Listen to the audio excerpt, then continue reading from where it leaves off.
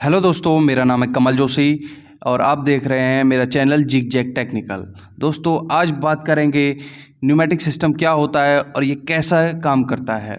तो सबसे पहले मैं आपको बता देना चाहता हूँ कि न्यूमेटिक सिस्टम एक ऐसा सिस्टम है जिसमें कंप्रेस्ड एयर का यूज करते हुए different kind of operation we can do. Means आपको किसी चीज़ को पुश करना है, किसी चीज़ को होल्ड करना है, किसी चीज़ को प्लग करना है, तो आप बहुत सारे ऑपरेशन एक न्यूमेटिक सिस्टम में कर सकते हैं, जिसमें आपको सिर्फ एक एनर्जी सोर्स जो होता है हमारा वो होता है कंप्रेस्ड एयर। तो कंप्रेस्ड एयर कहाँ से हमें मिलती है? तो कंप्रेस्ड एयर का जो सोर्स होता है वो होता है हमारा कंप्रेशर। तो कंप्रेशर जो आपको ये पूरा सेटअप दिख रहा है ये कंप्रेशर है, ये हमारा एल्गी कंपनी का कंप्रेशर है। तो यहाँ पर अलग अलग कंपनी के कंप्रेशर आते हैं और डिफरेंट डिफरेंट कैपेसिटी के कंप्रेशर आते हैं। वो आपके डिपेंड करता है कितनी आपकी प्लांट की कैपेसिटी आपको रिक्वायर्ड है, तो उसके प्रोसेस के अकॉर्डिंग हमें कंप्रेसर लेने चाहिए।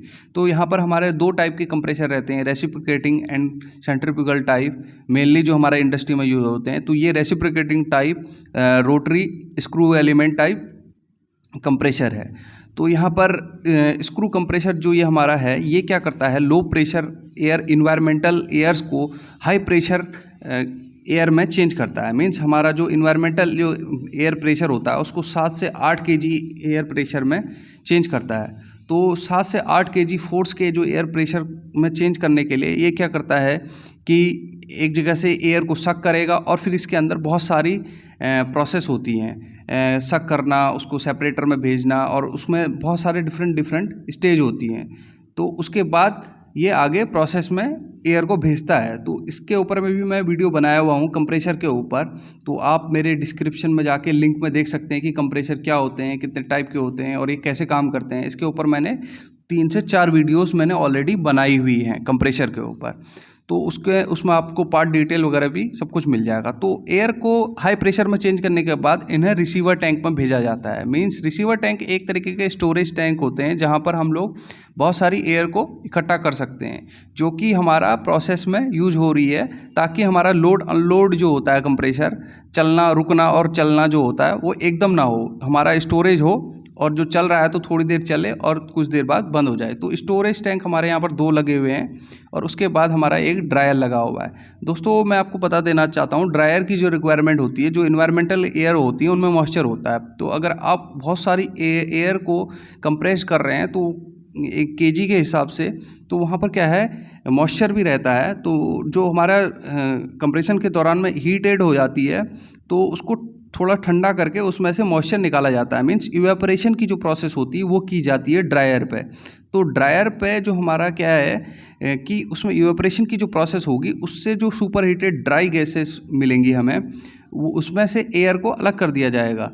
तो यहाँ पर से हमें जो प्योर जो हमें ड्राई गैस है, ड्राई एयर है, वो हमें मिलेगी।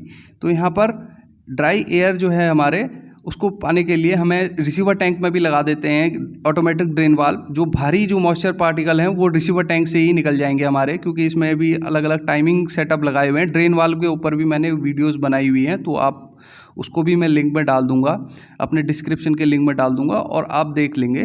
तो यहाँ पर ये सारा कुछ सेटअप हमें मिला हुआ है। तो ड्रायर का यूज हमने बता दिया है और रिसीवर टैंक का यूज़ हमने बता दिया है। रिसीवर टैंक से ड्रायर पर जाएगा, ड्रायर के बाद हमारा और भी कोई प्रोसेस हमें कुछ लगाना है तो वो लगा सकते हैं। यहाँ पर भी ऑटोमेटिक ड्रेन वाल्व लगा हुआ है।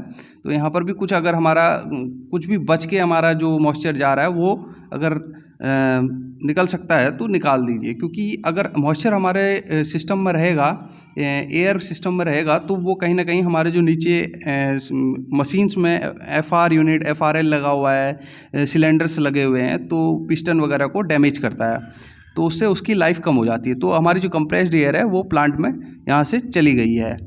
तो ये बहुत सारी फिटिंग्स का यूज करते हुए यहाँ पर यूज किया हुआ है। तो उस फिटिंग से हमारे 10 mm 12 mm की जो पाइप्स हैं वो FR यूनिट में जाती हैं। वो आपके ऑपरेशन पर डिपेंड करता है। ये FRL यूनिट है जिसमें गेज लगा हुआ है, जिसमें 7 kg प्रेशर दिखा रहा है।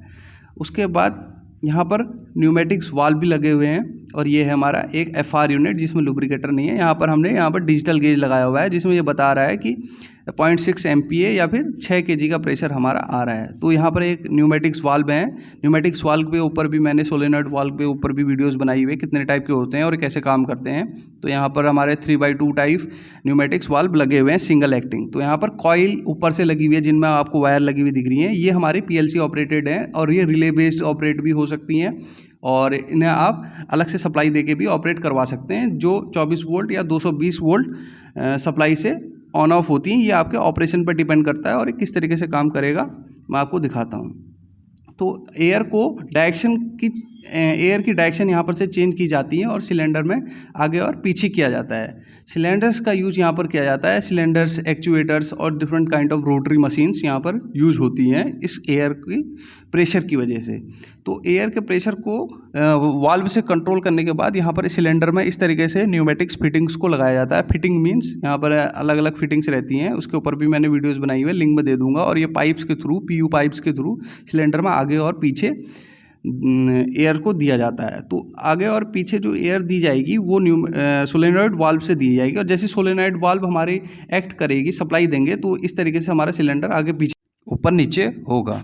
तो यहाँ पर बहुत सारे ऑपरेशन एक साथ हो रहे हैं, जैसे पुश हो रहा है, कहीं पर प्लग हो रहा है, कहीं पर ऊपर से नीचे हमारा सिलेंडर्स हम जा रहे हैं। तो यहाँ पर इस तरीके से न्यूमेटिक सिस्टम काम करेगा। तो दोस्तों यही था एक small video on pneumatic system. अगर आपको ये मेरा वीडियो अच्छा लगा तो इसे लाइक कीजिए और सब्सक्राइब कीजिए मेरा चैनल और शेयर कीजिए अपने फ्रेंड्स के साथ।